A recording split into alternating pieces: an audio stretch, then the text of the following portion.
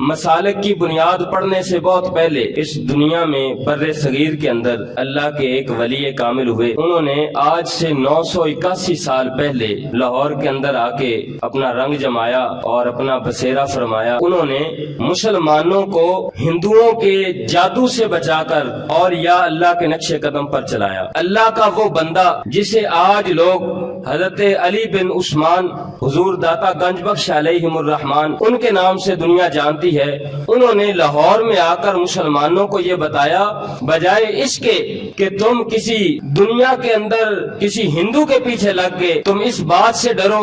कि तुम्हारी भैंस के थनों से दूध की जगह खून आने लगेगा। अगर तुम इस बात से डरते हुए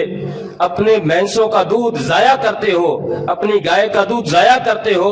तो मैं तुम्हें यह तरीका बताता हूँ, तुम अल्लाह के नाम पे इसे तकसीम करो और अल्लाह के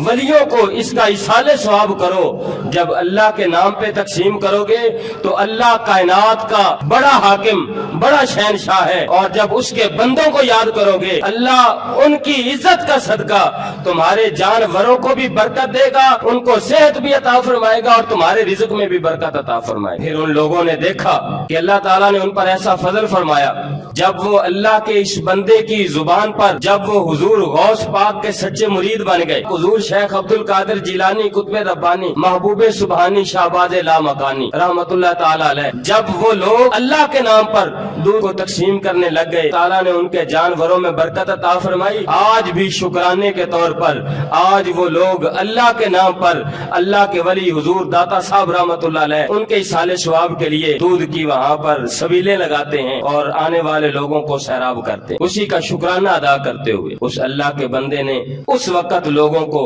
अपनी मस्जिद में खड़ा करके खाना काबा शरीफ दिखाया, अल्लाह की राह दिखाई। इस चीज ने इस बात को साबित किया